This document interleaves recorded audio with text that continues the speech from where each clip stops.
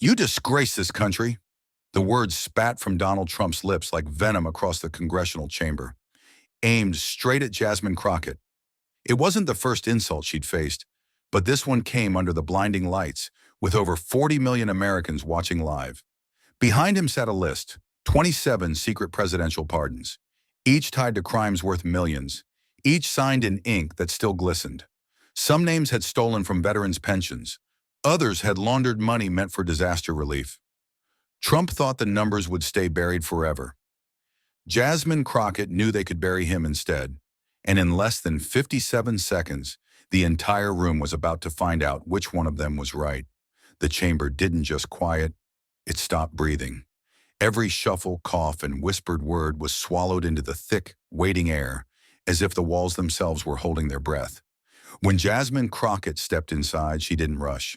She arrived. Her heels struck the carpet with measured precision, each step sounding like a countdown you couldn't see but could feel deep in your chest. The air carried that strange heaviness before a summer thunderstorm. Close enough to taste, far enough to make you wonder when the lightning would hit. In her hands, a folder. Not just paper, not just ink, but a vessel of consequences. She held it so tightly against her ribs it looked like she feared the truth might leap out before its time. Eyes followed her, not just out of curiosity, but with the wary attention of people who sensed that nothing in this room would be the same after she spoke. Trump's gaze tracked her like a predator, sizing up an intruder. The smirk still sat on his face, but it was the kind that had to work hard to stay there. A low murmur from the press gallery rolled like a tide, only to be silenced by the stern glance of the chairman. The overhead lights burned hot, casting sharp halos on the polished wood tables, turning beads of sweat into tiny mirrors for the cameras. CNN's red banner screamed live in the corner of the nation's screens. Fox had split the shot, half Trump, half Jasmine, as if America was watching a duel. And in a way they were. Somewhere in the back row, a retired Navy man sat stiff as a mast, hands folded tight over his cap. Next to him, a school teacher in a faded cardigan clutched a notebook like it might shield her from what she was about to hear. Near the aisle, a small business owner aimed his phone at the witness table, thumb hovering over record, as if lightning might strike and he'd need proof he'd been there when it did. The carpet seemed to drink in the sound of her steps, letting the silence grow heavier, thicker, like smoke in a locked room. Trump sat still, but his advisors leaned in close, murmuring words into his ear, sliding folded notes across the table like contraband. A camera lens clicked into focus, loud enough to make heads turn. The chairman's gavel lifted, but didn't fall. Not yet. He held it suspended in the air, letting the moment stretch until it was taut enough to snap.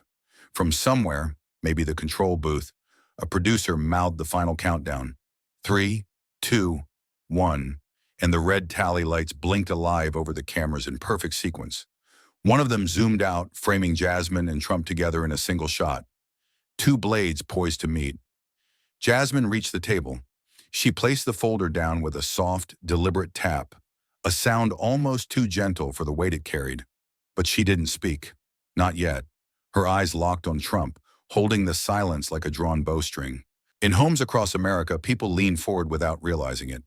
In kitchens, break rooms, crowded bars, their eyes drawn to the space between them. It wasn't just political theater anymore. It was something older, more primal. The quiet before two storms collide. Trump's fingers tapped the table once, twice, a rhythm just shy of steady, the kind that betrays the mind's restless churn. Jasmine's breathing didn't change. She simply stood there, an unshaken presence in a room built to break people. Somewhere behind the cameras, a door hinge creaked. It was nothing, just a staffer shifting their stance. But in that suspended air, even a whisper felt like a gunshot. Every second she didn't speak became its own kind of statement. This wasn't hesitation. It was strategy. The kind you learn from long fights in smaller rooms, where every pause can make an opponent talk themselves into a mistake.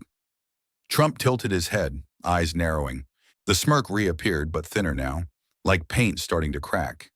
He leaned into the microphone, the low hum of feedback brushing the edge of the silence. But before he could speak, Jasmine's fingertips slid the folder an inch closer to her. A small motion, yet the scrape of paper on wood seemed to cut through the chamber like a blade. The press row shifted forward, pens poised, lenses tightened. Every soul in that room, supporter, critic, or undecided, could feel the gravity pulling them toward what was inside those pages. The gavel finally came down. Crack. The hearing had begun, but in the hearts of the millions watching, it had already started the moment she walked in. Outside, Capitol Hill no longer looked like a monument to democracy. It looked like a fortress braced for a storm. The marble steps were clogged with a restless tide of humanity. Protesters packed shoulder to shoulder, their voices cutting the cold air like rival drumbeats. On one side, signs stabbed the sky with bold black letters, "No one above the law." On the other, banners flapped in defiance, "Witch hunt." The chants collided in the middle, a constant roar that surged and broke against the steel barricades manned by stone-faced officers. Cameras swiveled like artillery. Their long lenses hunted for angles, zooming in on trembling hands, gripping homemade posters, on faces streaked with paint or determination, on the sparks of confrontation just before they caught fire. The air reeked of rain-soaked cardboard, coffee gone cold, and the faint metallic tang of tension. A lone siren wailed in the distance, cutting through the chants before fading again into the winter wind. On the east steps, two men in opposing t-shirts lunged toward each other, their shouts drowned in the surrounding chaos, until a wall of blue uniforms moved in, breaking the wave before it could crest. A woman with silver hair and an American flag scarf pressed both palms against the barricade. Her voice trembled with anger, not from the cold, but from decades of believing in a system she feared might already be broken. Reporters in heavy coats shouted into microphones, their words snatched by the wind and flung into the air for satellite trucks to catch. Inside, the walls shut out the noise, but not the weight of it. Donald Trump sat at the center of it all, perfectly framed for the camera shot he'd rehearsed in his mind. The chair was not a throne, but he sat in it like one, shoulders squared, hands resting loosely on the table, as if he owned not just the room, but the story itself.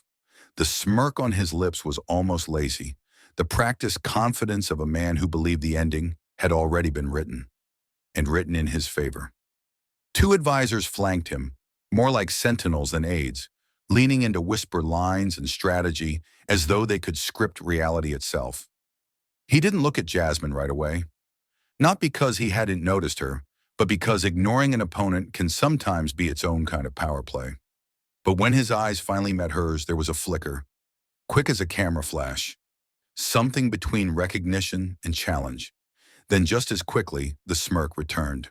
In the back of the room, a pool of reporters stood like a forest of antennae, phones poised, cameras humming softly, ready to transmit every raised eyebrow, every twitch of a hand, to millions who would dissect it in real time.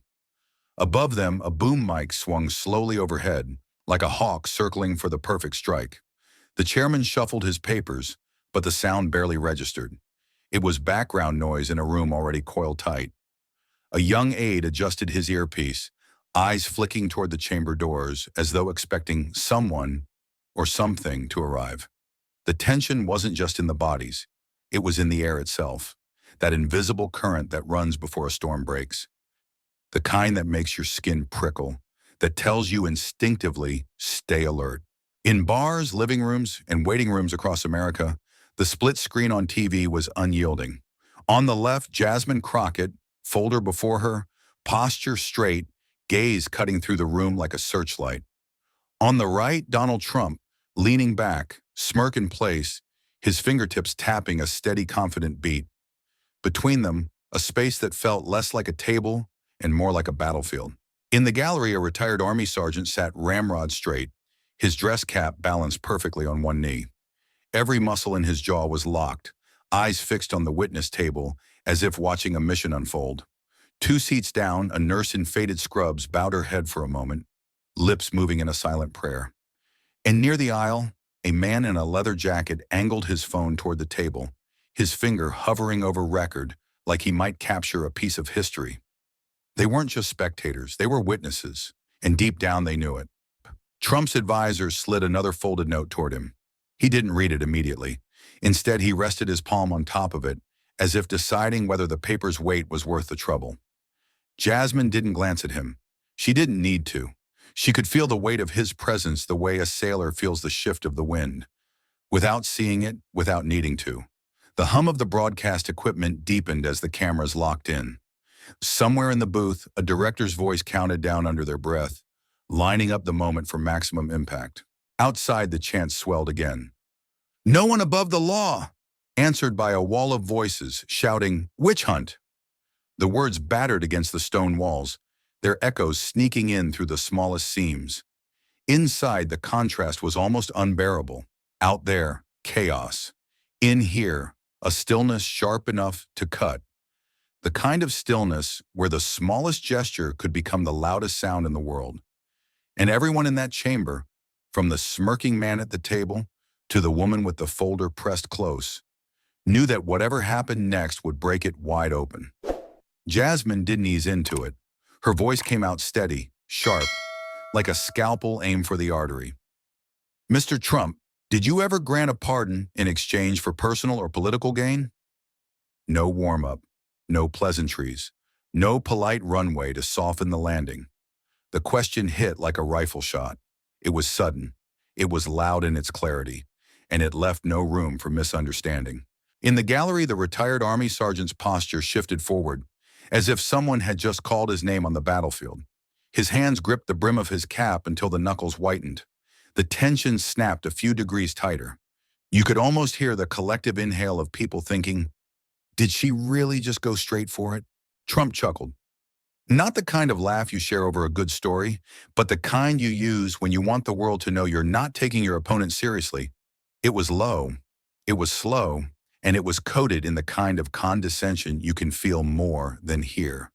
He leaned back in his chair, spreading his arms a little, as if to say, "That's the best you've got." "Congresswoman," he began, "I know you're trying to make a name for yourself here, but you should stick to facts, if you can find any." The words slid off his tongue like oil over water, but his fingers betrayed him. They began tapping the polished wood in front of him, a restless, uneven rhythm. The tap, tap, tap of a man who could control his voice, but not his pulse. Jasmine didn't blink, not once. "The facts," she said evenly, "are coming." She flipped open the folder with a deliberate slowness. The sound of paper sliding over paper whispered into the microphone, turning into a broadcasted hiss that reached every living room in America. In the press row, a reporter from Politico glanced down at his phone, typing 2 quick words into a group chat. "She's loaded." 2 seats over, a CNN correspondent underlined a phrase in her notebook. "Unexpected witness coming," and circled it twice. Trump's smirk twitched, a microsecond of falter that most might miss. "You politicians love your surprises," he said, leaning forward just enough to let the cameras catch the faint curl of his lip. "Just remember, surprises go both ways." It sounded casual, playful even, but the tap of his fingers grew faster, the rhythm breaking like an engine skipping a beat. Jasmine let the silence grow again. She had learned long ago that stillness could be louder than shouting. "When the truth walks into this room," she said softly, "it won't knock." The words hung there, not in the air, in the bones of everyone listening. The retired sergeant in the gallery shifted again, this time his eyes flicking toward the chamber doors. A young aide's hand moved to his earpiece, as if listening for a cue from somewhere beyond the walls. A producer in the control room mouthed to the camera crew, "Keep rolling." In the press section, a photographer whispered to her colleague, "She's baiting him." They weren't wrong. Trump's head turned, just slightly, toward the doors at the back of the room. The move was quick, almost casual, but not casual enough for the cameras to miss. "You've got nothing," he said, but the words came too quickly, too clipped. Jasmine's lips curled into a smile, not friendly, not even polite, the kind of smile a chess player gives before taking a queen. "We'll let America decide that." The statement wasn't loud, but it hit like a gavel. In living rooms across the country, people leaned forward a little more. Even those who'd sworn they wouldn't watch were glued to the screen now. Trump leaned in again, voice just above a whisper, as if trying to pull the exchange back into his control. "Show me what you've got, Congresswoman." Jasmine tapped the folder once, a crisp, final sound that popped in the mic. I will, she said, but I'm not the only one. Across the country, millions felt that line like the prick of a needle before the cut. What happens, Jasmine added, when the one person you trust most is the one holding the receipts? The gallery stirred. Heads turned toward the rear doors again, as though expecting them to burst open. Trump's fingers stopped tapping. Completely. In the press row, a Politico reporter typed out one word in a text. Ivanka. It shot through the journalists like a current, a ripple that didn't splash but surged beneath the surface. Jasmine's hand slid the folder an inch closer to the mic. Every name, every date, every deal, she said, is in here. And when it's read aloud, no one will be able to pretend they didn't know. Trump forced another laugh, but this one didn't reach his eyes. His hands clasped now, tighter than they had all morning. That kind of grip wasn't for comfort, it was for control. Somewhere near the back, a heavy hinge groaned. Every head in the room turned, only to see a security officer shift his stance. The tension didn't loosen, it doubled. Jasmine's gaze didn't move from Trump. When the truth walks through that door, she said, it won't knock first. And in that moment, the stillness between them felt like the space between lightning and thunder. Everyone knew the strike was coming. No one knew exactly where it would hit. Jasmine didn't look up. She flipped the first page of the folder with slow, deliberate precision, like a surgeon exposing the first wound. Douglas Fairmont, securities fraud, pardon, February 14th, 2020. Her voice was steady, unshaken. The words echoed through the chamber, amplified by the microphones, then carried by satellites into living rooms, bars, and airport lounges across America. Trump leaned back. Fake news. The denial was quick, almost reflexive, like swatting at a fly you know is already gone. She turned another page. The paper whispered in the mic. Alma Rodriguez, federal bribery. Pardon, July 8th, 2019. This time, the denial came sharper. Fake news! The volume had ticked up. So had the tapping. His left foot, hidden from most, began to drum against the marble floor under the table. Fast, uneven, a small movement, but it betrayed the stillness of his face. In the gallery, the retired Army sergeant noticed it. So did a reporter from the Washington Post, scribbling a note without taking his eyes off Trump's shoes. The audience sensed it, that something small was starting to slip. Jasmine didn't acknowledge the denials. She let them hang there, unanswered, like empty shells falling to the floor. Another turn of the page. Carter Wills, tax evasion tied to political fundraising. Pardon, December 28th, 2018. Trump's reply was faster this time, almost cutting her off. Never happened. The tone was harder now, his words striking the mic like thrown stones. Jasmine made a small mark in the margin with her pen. A quiet check mark only she understood. The kind lawyers use when they're building a trap and the other side doesn't realize they're walking straight into it. Her voice stayed calm even as she moved to the next. Marcus Denton, wire fraud. Pardon, March 4th, 2020. This one landed differently. The gallery shifted. Some heads turned toward the press table, where a reporter mouthed the word crypto to her colleague. Trump's jaw tightened.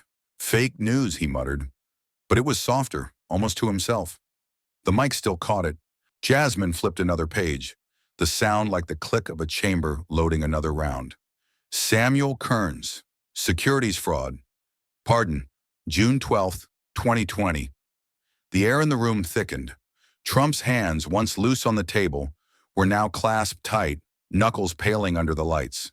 From the back, a cameraman adjusted his focus, catching a close-up of those hands.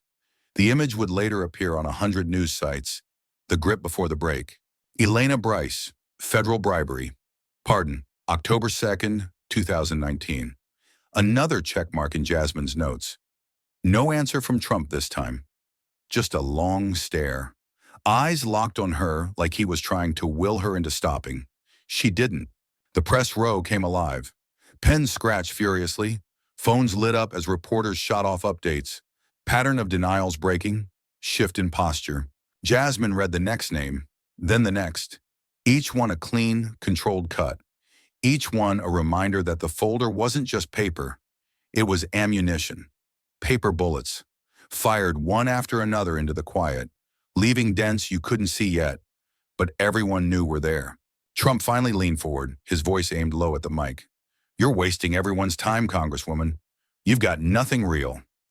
The confidence was still in his tone, but not in his shoulders. They were tighter now, pulled inward, like a man bracing for an impact he couldn't see but could feel coming. Jasmine glanced up for the first time. Her eyes met his. "Almost," she said. It wasn't a threat, it was a promise. In the gallery, the nurse in scrubs exhaled a breath she didn't realize she'd been holding. The man in the leather jacket finally hit record on his phone. Somewhere deep in the building, a door hinge gave a slow, heavy sigh. Trump's head turned toward the sound, quick and unplanned. The cameras caught it. They always do. Jasmine turned another page. "Daniel Hart, wire fraud. Pardon. January 15th, 2021. Her tone was exactly the same as the first name she'd read. Calm, even, unhurried. Trump's reply was delayed this time. Just a fraction of a second, but enough for people to notice. "Fake news." The words landed flat, stripped of their earlier punch. In living rooms from Maine to California, viewers began to lean in. It wasn't just the names, it was the rhythm. The way each denial sounded a little less certain, the way his body told a story his voice refused to admit. By the time she closed the folder halfway, the smirk he'd worn when she walked in was nowhere to be seen. Jasmine capped her pen, rested her hands on the folder, and let the pause stretch until it became its own kind of statement. Then she spoke. "The last footprints," she said quietly, "are always the easiest to follow." The gallery went still. Even the press row stopped moving for a heartbeat. Trump's advisors exchanged quick glances, their eyes darting toward the rear of the chamber. They knew, just as he did, that the paper bullets weren't the only things she had loaded, and that the next shot might not be made of paper at all. It happened so fast and so quietly that it almost felt accidental, like a spark in a dark mine. A single whisper slipped through the press row, barely louder than the scratch of a pen on paper. "Ivanka's here." It didn't come with a shout or a gasp, just a ripple. The kind of ripple that changes the entire surface of the water, even if the stone is small. Heads turned subtly toward the back doors, not all at once, but in waves, each movement triggering the next, until the whole press gallery had shifted like a field of sunflowers tracking light. Reporters tightened their grip on pens. Fingers hovered over phone screens. A Politico correspondent lowered his notebook halfway, eyes narrowing as if trying to confirm the impossible. Near him, a Reuters photographer reached for a second camera, the heavier one with the long lens. The one you bring out when you know the shot will outlive the day. Trump's eyes darted, just once, toward the door. It was quick.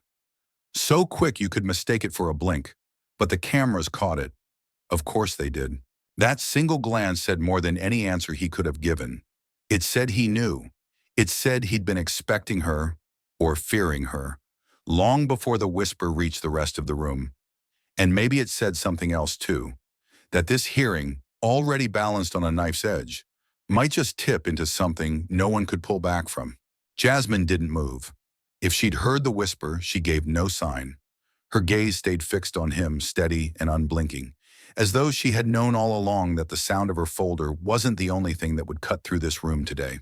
In the gallery, the retired Army sergeant leaned toward the nurse beside him. "Ivanka?" he mouthed. She nodded once, eyes still locked on the witness table. The leather-jacketed man with his phone lowered it for a second, not to stop recording, but to check the time. Some moments demanded a timestamp. Trump leaned back again, but the posture felt forced now. The smirk was still there, but thinner. More like a crack in glass than a smile. His fingers, once tapping in a steady rhythm, were now still. Too still. Somewhere near the back doors, a security officer adjusted his stance. The hinges made the faintest sigh, and dozens of heads turned, half expecting to see her walk through right then. But the doors stayed closed. In the press section, a young CNN producer muttered into her headset, "If she walks in, cut to a wide immediately." The cameraman gave a tiny nod without looking away from his viewfinder. Trump's advisors shifted in their seats. The small, coordinated movements of men who didn't want to draw attention, but couldn't ignore the weight of what was about to happen. One slid a note across the table to him. He didn't read it. Not yet. Jasmine finally spoke, but not to acknowledge the whisper. "Every person in this list," she said, has a story, and some of those stories have voices you can't ignore. The sentence hung there, and for the first time all morning, Trump didn't interrupt her. Somewhere deep in the building, a muffled sound, heels on stone, faint but steady, began to bleed into the edges of the moment. It wasn't loud enough to confirm, not yet, but it was enough to make the Politico reporter glance up again, pen frozen above his notebook. Jasmine slid the folder closer to the microphone. The scrape was sharp enough to make the front row flinch. Sometimes, she continued, the truth doesn't come from the people you expect. Sometimes it comes from the ones you thought would never speak at all. Trump's head turned slightly, almost involuntarily, toward the sound of the heels. When his gaze snapped back to her, the smirk had vanished entirely. His mouth was a straight, pale line now, and the muscle in his jaw ticked like a second hand. The doors stayed closed for another breath. Another.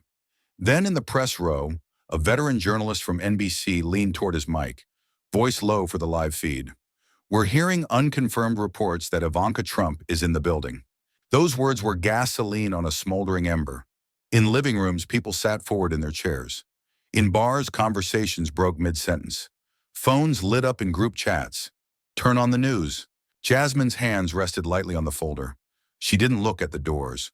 She didn't need to. The energy in the room had already shifted. You could feel it. A pull toward the inevitable. Trump clasped his hands together, knuckles whitening. His right thumb traced slow circles across his left palm. The stillness was gone now. The air itself seemed to lean toward the back doors. Somewhere in that wait, a quiet truth lingered. Paper bullets were one thing. But if she walked through those doors, the next shot wouldn't just draw blood. It might collapse the whole wall. The sound was faint at first. Heels on marble, steady, deliberate, like a metronome ticking down to a moment no one could stop. Conversations died mid-sentence. Whispers cut themselves off halfway through. Even the air seemed to pause, as though the building itself knew what was about to enter. Ivanka Trump appeared in the doorway. She didn't rush. She didn't falter. She walked as if every step had been measured in advance, like she had rehearsed this moment 100 times in her mind and now was simply hitting her marks. In her right hand, a black leather case, not swinging loosely, not clutched in fear, but carried with the exact pressure of someone who knows it holds something heavier than paper. Each step seemed to chip away at her father's certainty. The smirk he'd been wearing since morning had already begun to fade in the press row's monitors. Up close, it was almost gone. His eyes tracked her, not wide, not frantic, but with the tight focus of a man calculating a threat. The gallery turned in waves to watch her approach. A woman in the second row gripped her handbag until her knuckles showed white. The retired Army sergeant rose slightly in his seat, as though standing at the sight of an approaching officer. Even the reporters, trained to keep neutral faces, shifted in their chairs. They knew a frame like this didn't just tell a story, it rewrote one. Her heels struck the marble with the same slow precision, each click echoing a fraction longer than it should. Camera operators swiveled, tracking her like predators locking onto movement. Shutters began to fire, not in bursts, but in singular, deliberate shots, each one meant for the front page. Jasmine didn't look over her shoulder. She didn't need to. The change in the room told her everything. She straightened the folder in front of her, sliding it a hair's width toward the microphone. A subtle invitation for the next act to take the stage. Trump leaned back, but the motion was too sharp, too sudden, like he'd realized he was sitting forward and wanted to correct it. One advisor leaned in, murmuring into his ear. The other simply stared at Ivanka's case, as if trying to guess what was inside. By the time she reached the center aisle, the tension had calcified. Nobody coughed. Nobody shifted in their seat. It was the kind of silence where you could hear the faint hum of the overhead lights and the slow, steady clicks of the broadcast equipment adjusting focus. The doors closed behind her with a soft but final thud. It felt like a seal, like whatever existed before this moment had been locked out, and what was coming next could not be undone. Ivanka's gaze never wavered from the witness table. Not from Jasmine, not from her father. She wasn't smiling. She wasn't frowning either. Her face was the kind of calm that comes only when the decision has been made and there's nothing left to debate with yourself. The final stretch of marble between her and the table felt longer than it was, Every step was another beat in the room's pulse. Every beat was another nail in the coffin of what had been an ordinary hearing just hours ago. When she reached the table, Jasmine finally looked up. Their eyes met for half a second. No words, no nod, just recognition. Not of friendship, but of purpose. Trump's jaw tightened, his right hand curling into a loose fist on the table. For the first time all day, he didn't glance at the cameras. He kept his eyes on her instead, like a man waiting to see if the blow was coming from the front or the back.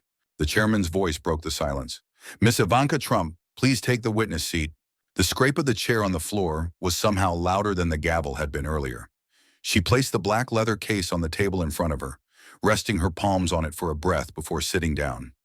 The microphones adjusted automatically, their quiet, mechanical whir sounding almost like a clock winding tighter.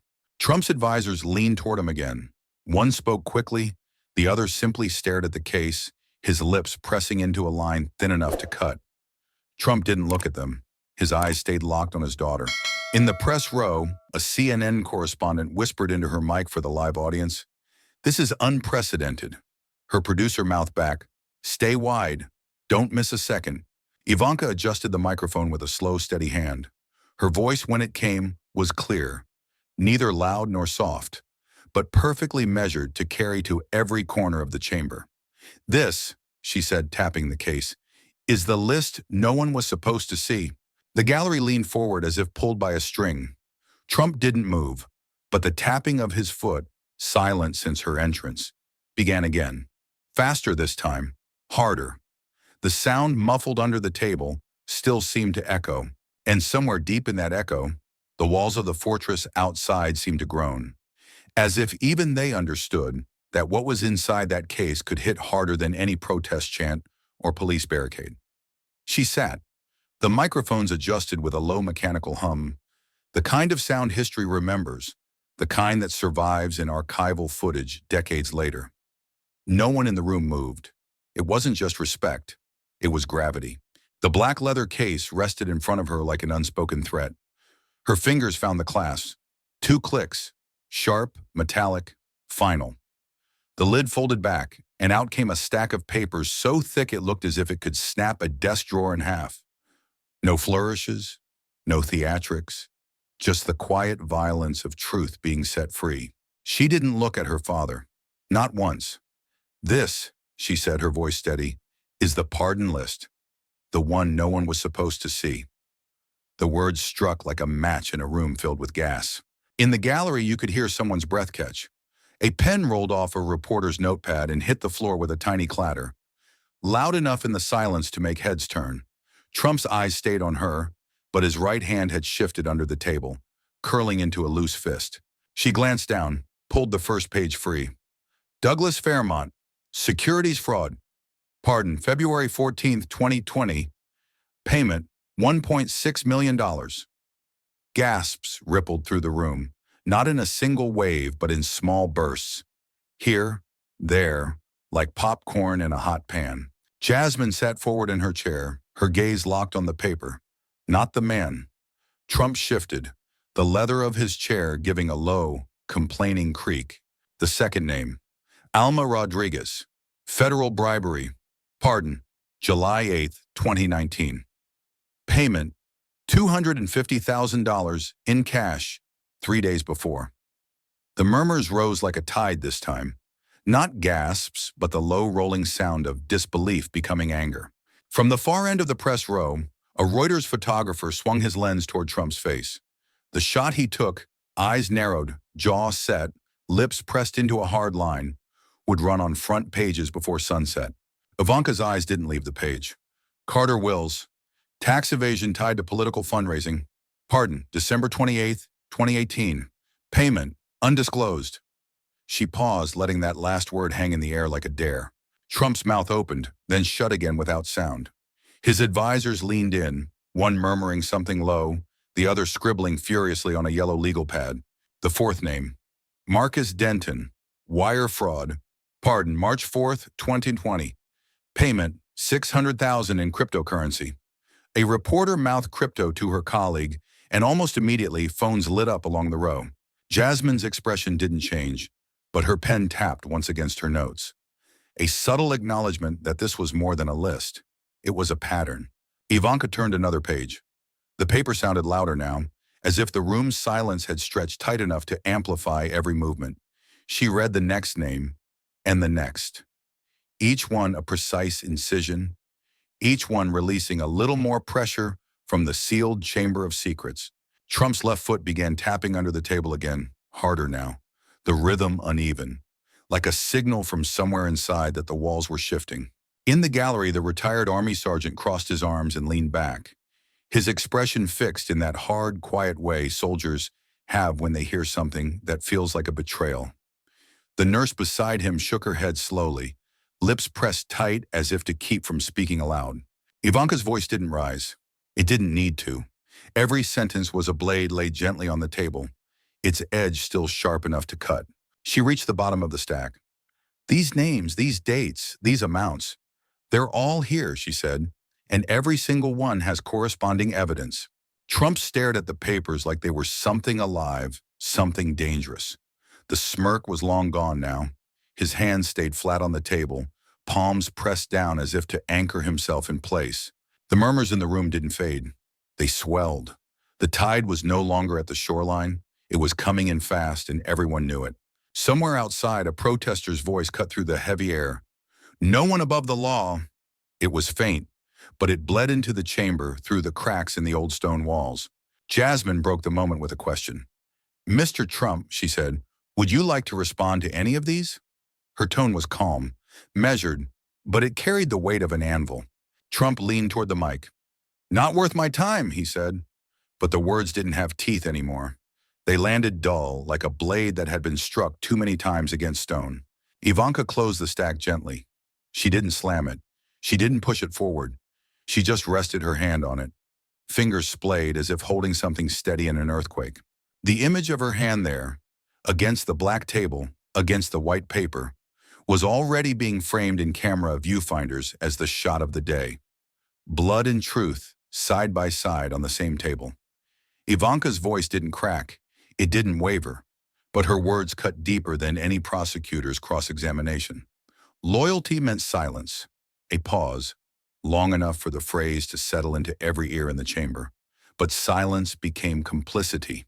She let that hang, too, the weight of it pressing down until the air itself felt heavier. "And I will not be complicit any longer." Trump's face tightened. Part rage, part disbelief. The man who never blinked now blinked twice. In the gallery, a murmur rose like a wind-shifting direction. A woman in the third row closed her eyes briefly, as though she'd just heard something she'd been waiting years to hear. The retired army sergeant didn't move, but his jaw locked so hard a muscle jumped along the side of his face. Trump leaned forward, his hands flat on the table, fingers splayed wide. His eyes stayed locked on her, but there was something new in them, something brittle beneath the heat. Ivanka's hands rested lightly on the stack of papers. She didn't look up right away. When she did, her gaze was steady, her voice lower now but no less sharp. "I told myself I was protecting family," she said. "But protecting family should never mean harming the country."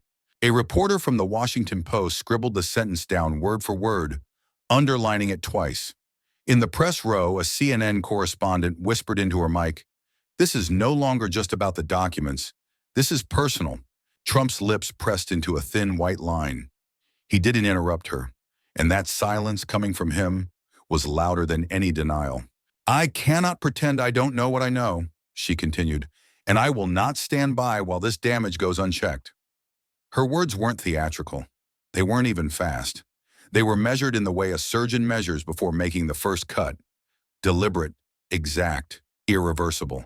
Jasmine Crockett leaned back slightly in her chair, not to distance herself from the moment, but to give it room to fill the chamber. She knew when the smartest move was to say nothing and let the truth do the work. Trump's advisors shifted uncomfortably. One leaned toward him, but he waved the man off without breaking eye contact with his daughter. The cameras caught that, and the still frame would spread like wildfire before the hour was over. Ivanka's eyes flicked to Jasmine, just for a heartbeat. It wasn't alliance. It wasn't surrender. It was acknowledgement.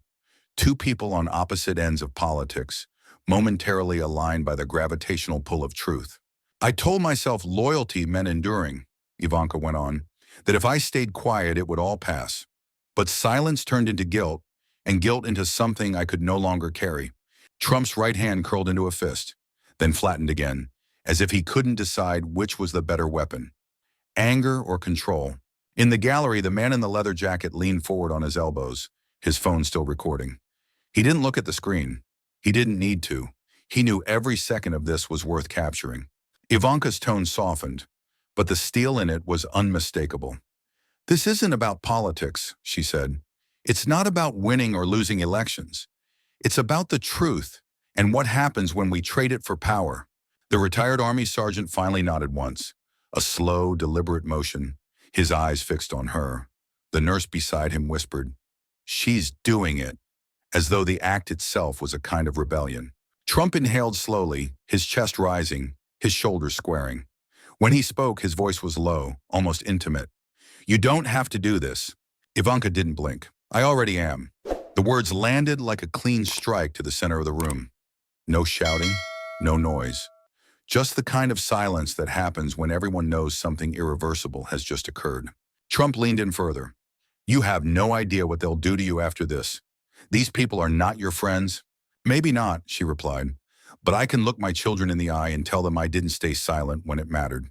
A flash from the press row went off, bright, sudden, almost startling. That photo, her looking straight ahead, him looking at her with something between warning and desperation, would dominate news cycles for days. Jasmine leaned forward just enough for her microphone to pick up her voice. She didn't address Ivanka. She didn't address Trump.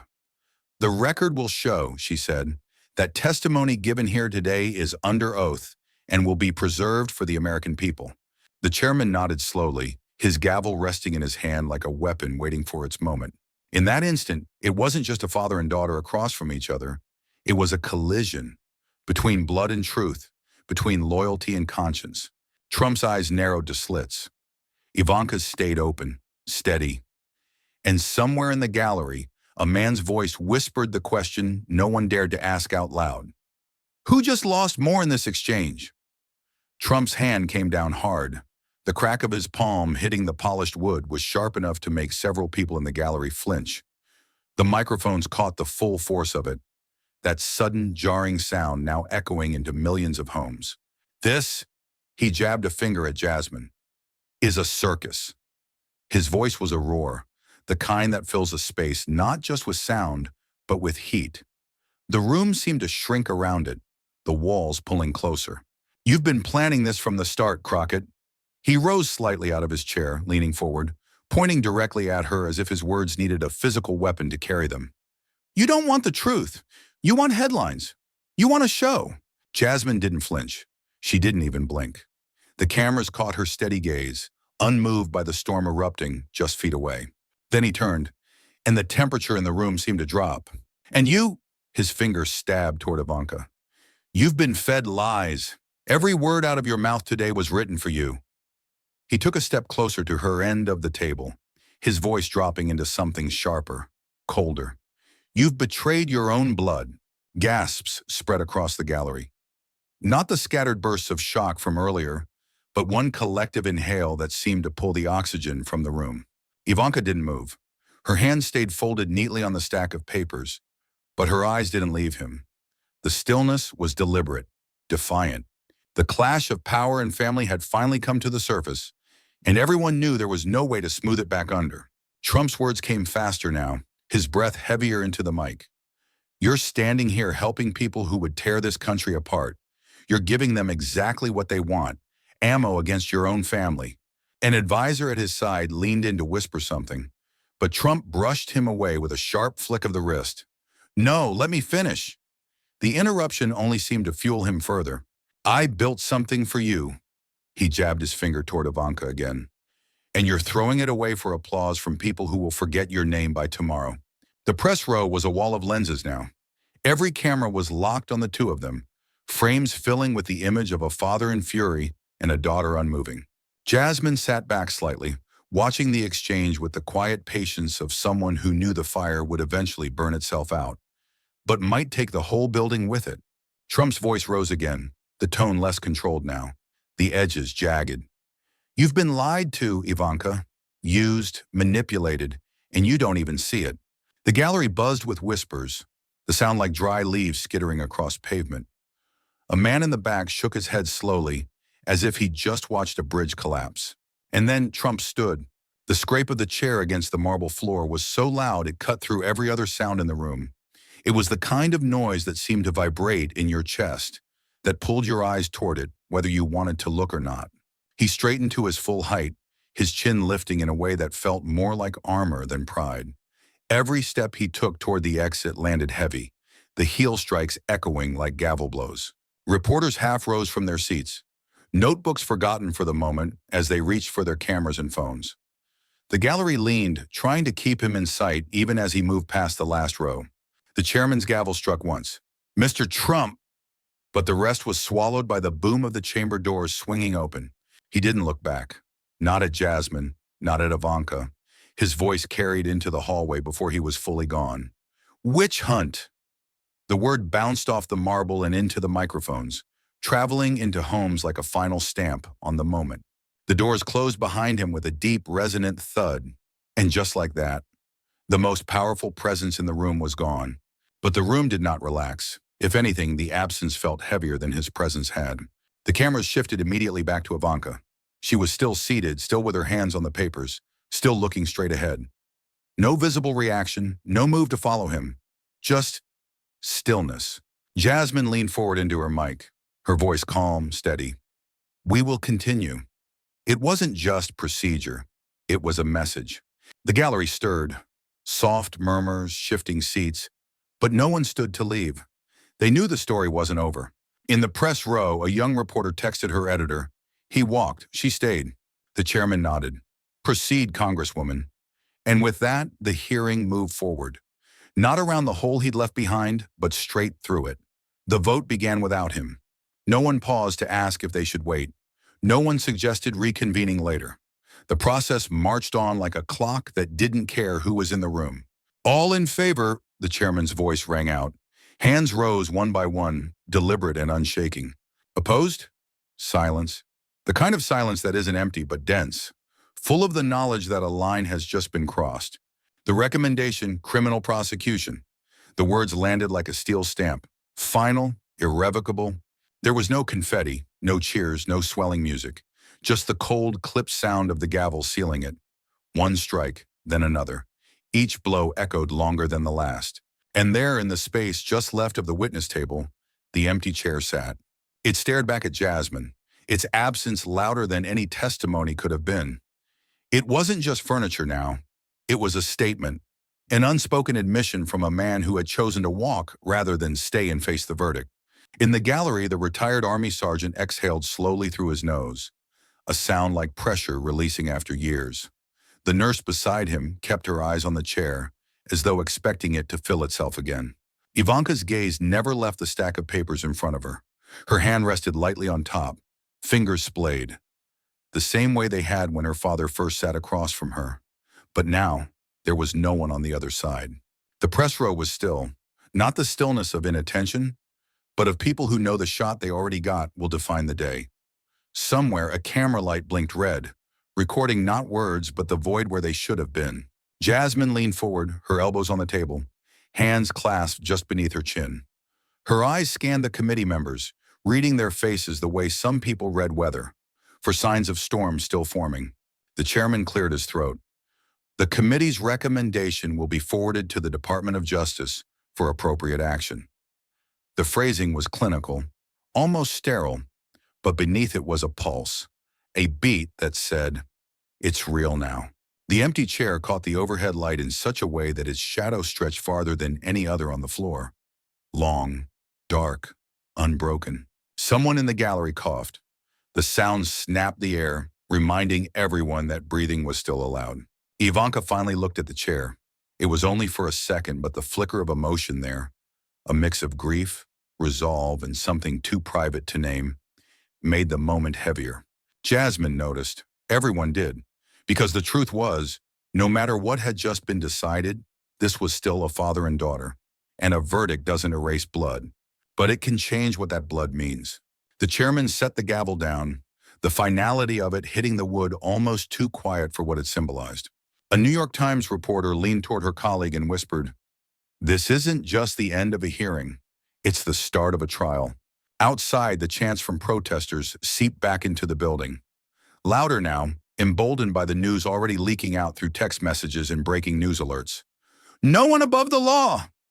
Justice now!" The sound was raw, urgent, relentless. Inside, the members began to gather their papers, their pens, their composure. The work here was done, on paper. But everyone knew the real fight was only beginning. Jasmine pushed her chair back slowly, the legs scraping lightly against the floor.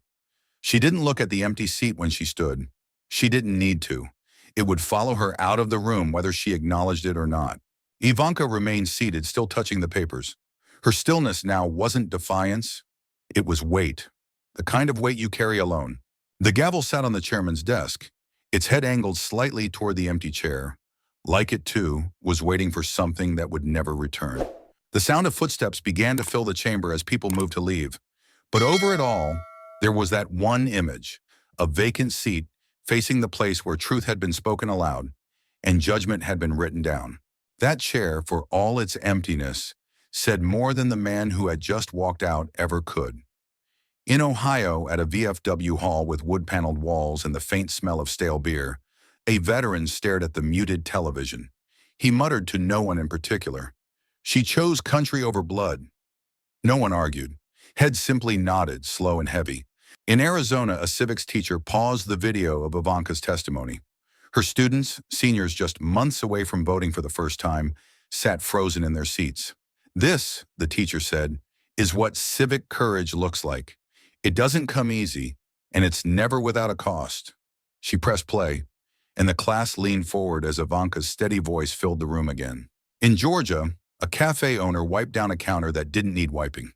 The television over the coffee machine replayed the moment the chair scraped across the marble floor, Trump's walkout in full. "If it's true," the owner said quietly to a customer, "we've all been paying the price." On social media, the hashtags burned hot and fast. She stayed. Does truth overpower? Every platform was a wildfire. Clips shared, slowed down, dissected frame by frame. Some replayed the blink he tried to hide. Others froze the moment their eyes met. In Manhattan, a crowded bar erupted in gasps as the clip played on a loop. Not for the drama, New York had seen plenty of that, but for the rarity of it, a public split inside the Trump name, broadcast uncut. In Texas, a woman in her 60s sat at her kitchen table, the same table where she'd once taught her kids to balance a checkbook. Her eyes stayed locked on the TV as she whispered, "I never thought I'd see one of them break ranks." She didn't smile. She didn't gloat. It was more like she was trying to file the moment into a part of her brain that believed in turning points. In California, a group of college students huddled around a laptop in the campus library. One of them slammed the space bar to pause mid-sentence. "That's it. That's the clip," he said. "The exact second you see him, realize he can't stop her." They replayed it 5 times. Cable news split screens filled with experts, former aides, and political operatives. Some called it bravery, some called it betrayal, some both. In a newsroom in Washington, D.C., a producer barked into her headset, "Get me that 'I already am' line in the first 30 seconds of the segment. That's the hook." Editors cut it down to the bone. Her words, his face, the scrape of the chair. In small towns and big cities, in kitchens, gyms, and break rooms, the hearing had become more than politics. It had become a kind of Rorschach test. People saw what they wanted to see and couldn't stop talking about it. Late-night hosts sharpened their monologues. Some went for the obvious jokes. Others let the gravity of it sit in silence for a beat before speaking. Even comedy couldn't fully mask the fact that this wasn't just another headline. In Philadelphia, a retired judge sat in her armchair, hands folded in her lap. She'd presided over hundreds of cases, seen witnesses break down, seen lawyers lose control, seen verdicts tear families apart. But this was something else. "When blood stands against blood for the sake of truth," she said to the empty room, "the law takes notice." In Florida, at a gated community where the HOA newsletter usually led with golf course updates, neighbors gathered around a kitchen island to watch the replay. Someone asked, "Do you think she rehearsed it?" Another shook her head. You can't rehearse that kind of break. The ripples reached the airwaves too. Talk radio callers lined up to praise, condemn, or question what they'd seen. She's a patriot, one man said. She's a traitor, said the next. The host just let them run, knowing the heat kept people tuned in. Back in Ohio, the veteran at the VFW hall still hadn't moved from his stool. The bartender asked if he wanted another drink. No, he said, eyes still fixed on the TV. I just want to hear the end of it. In New Orleans, a jazz club's television, usually reserved for sports, played the C-SPAN feed in a corner. The trumpeter on stage nodded toward it between songs. That right there's history, folks. You're watching it. By nightfall, the hashtags had crossed over from political corners into pop culture feeds. Influencers stitched the footage into trending audio. Memes bloomed, but so did raw, unedited clips with millions of views in hours. In the White House press room, questions began piling in. Not about policy, not about foreign affairs, just one. What happens next? And somewhere in the middle of all that noise, in homes and streets and screens across America, people kept replaying one thing. Not the walkout, not the vote, but the moment she said, I already am. In the days that followed, Ivanka's world didn't explode. It collapsed quietly, efficiently, like a building being dismantled floor by floor. Calls stopped. Numbers she'd dialed for years now rang into endless voicemail. Allies, people she'd once sat beside at state dinners, on private flights, in gilded boardrooms, vanished. Some never said goodbye. Others sent 2 words by text. Good luck. She stopped checking the news, not because she didn't care what they were saying, but because she already knew. Every headline was a variation of the same truth. Ivanka Trump had stood against her father, and no matter what you thought of that decision, it was a point from which there was no return. One morning, the mail came as usual. Bills, catalogs she'd never ordered, a charity appeal, and one envelope with no return address. She turned it over twice in her hands. The paper was thick, the kind you don't find in a supermarket stationery aisle. Inside, no typed letter, no formal seal, just a single sheet of paper, lined, written in blue ink. Thank you for telling the truth when it mattered most. Signed, Jasmine Crockett. Ivanka sat for a long time at her kitchen table, the letter in front of her, her coffee going cold. She didn't smile. She didn't cry. But her hands stayed on the page, fingers pressing lightly against the handwriting, as if to confirm it was real. The weather that day was gray, a steady rain softening the edges of the city.